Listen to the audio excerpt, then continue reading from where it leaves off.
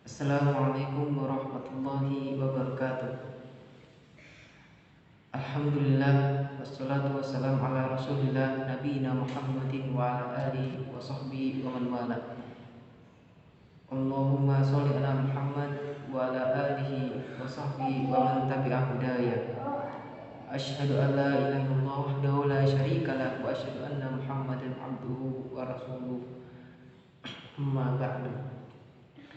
Alhamdulillah, segala puji bagi Allah yang telah melimpahkan rahmat dan nikmatnya kepada kita semua, yaitu yang nikmat yang sungguh banyak, sehingga pada hari ini, yaitu pada bulan Ramadan, kita bisa melaksanakan ibadah puasa dengan rasa nikmat, lalu sehat yang telah Allah berikan nikmat itu kepada kita.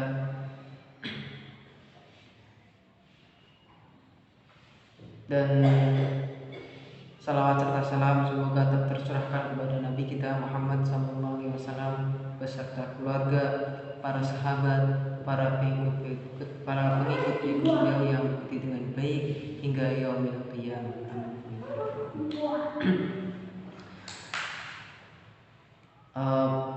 Pada hari ini di sini kami akan menyampaikan atas tugas ulangan tengah semester pada makul public speaking yang diampu oleh Pak Minanur Rahman. Dan juga pada hari ini juga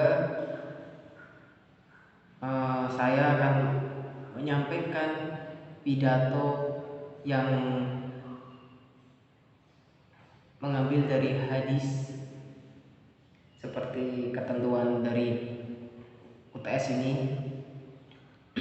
yaitu hadis tentang lebih baik diam, yang bunyi hadisnya Bismillahirrahmanirrahim, man kana yu'minu billahi wal yawmil akhir falyaqul khairan aw liyasmut. Yang artinya, barang siapa yang beriman kepada Allah dan hari akhir dan berkata yang baik atau lebih baik diam. Nah, saya mengambil hadis ini adalah sebagaimana kita sebagai manusia yang dalam hidupnya banyak berbicara, banyak ngomong, ya kan? Dari bangun tidur sampai tidur lagi, disitulah kita ngobrol dengan teman kita, dengan saudara kita, dengan siapapun yang kita temui, bercanda. Terkadang kita lupa dengan apa yang kita bicarakan, apa yang kita candakan itu terkadang juga menyakiti hati seseorang, mau itu saudara kita atau teman kita. Nah, dengan hadis inilah datang, yaitu kita sebagai manusia, yaitu yang makhluk sosial, banyak bicara, banyak ngomong, maka jagalah lisan kita. Karena ada pepatah bilang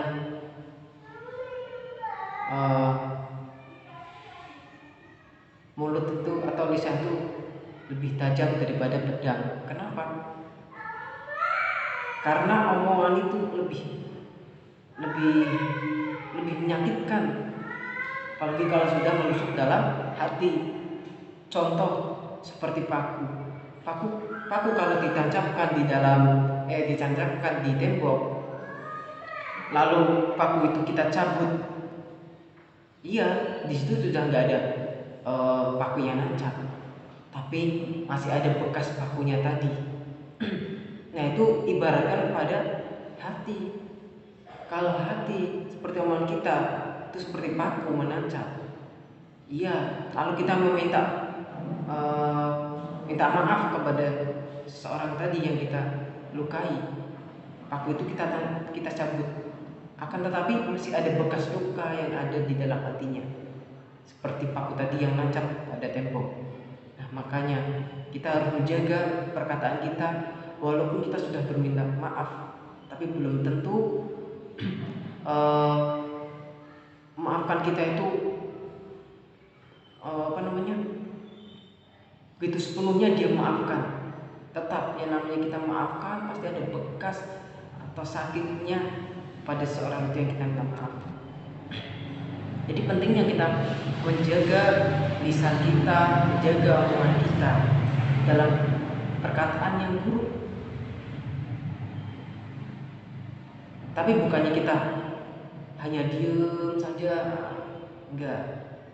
Tapi tetap kita pikirkan apa yang kita omong itu, yang kita keluarkan itu harus yang baik. Kadang pada masa sekarang, zaman sekarang, banyaklah kata-kata yang itu mengandung sakit hati atau mengandung kata-kata kotor yang kadang membuat seorang yang orangnya itu kadang baperan, sedikit-sedikit dibawa rasa, itu kan bahaya.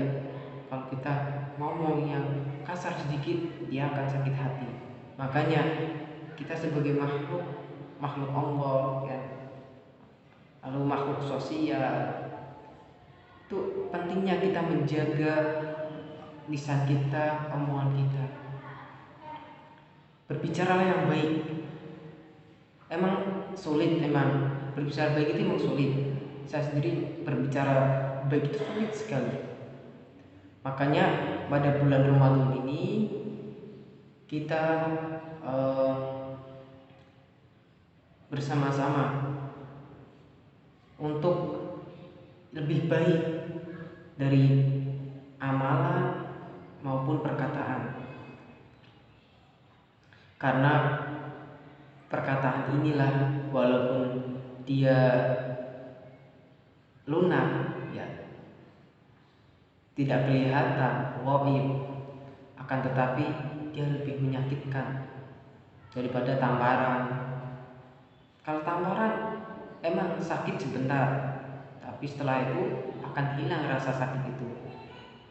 Akan beda lagi dengan perkataan atau omongan yang menyakitkan hati, akan selamanya itu akan terasa, bertahun-tahun itu akan terasa. Kalau kita ingat itu akan terasa lagi. Makanya dan hadis tadi, maka yu'minu billah wal yawmil akhir, barang siapa yang beriman kepada Allah dan hari akhir. Nah, kalau semua kita beriman kepada Allah dan hari akhir, ya kita tahu apa yang kita bicarakan itu harus yang lebih baik. Falyaqul khairan, berbicara yang baik, falyaqul, atau lebih baik diam. Emang kalau semua kita sebagai, kan orang tuh tipe-tipenya beda-beda ya. Ada yang suka tipenya ngomong, ngobrol, terocos, kemana-mana. Nah, ada lagi yang tipenya orangnya itu pendiam, tidak banyak berbicara. Nah, itu sebagai orang yang banyak berbicara. Terus dari sekarang kalau kita tahu hadis tadi, kita terapkan, kita amalkan. Sekuat tenaga kita lah. Kalau kita sama nggak bisa ngomong yang baik, ya lebih baik diam. Karena takutnya melukai hati seseorang, itu teman kita, saudara kita, sahabat kita, atau orang tua kita. Ini yang kadang lebih parahnya ke kerabat dekat kita, yaitu bukan kerabat lagi, yaitu orang tua kita. Kadang orang tua menyuruh kita untuk membeli sesuatu, lalu kita berbicara dengan perkataan ufi itu seperti tercantum dalam Quran ya. Ufil lakuma ya. Dalam Quran surat Al-Ahqaf tuh, kalau kita lagi disuruh kepada orang tua lalu kita menjawab itu jangan, karena itu termasuk menentang kepada orang tua, dan juga bisa menjadi itu perkataan yang menyakitkan untuk orang tua, ya kan? Kita disuruh tapi kita menolaknya, yaitu dengan kata walaupun cuma kata itu akan menyakitkan hati orang tua. Apalagi udah ngomong kasar, bla bla bla, banyak yang ngomong udah itu di Al-Quran pun nggak boleh tercantum. Apalagi yang banyak bicara yang menantang orang tua. Alhamdulillah, sekian dari saya. Semoga bermanfaat bagi kita semua. Saya ucapkan kepada Allah Astaghfirullahaladzim. Assalamualaikum warahmatullahi wabarakatuh.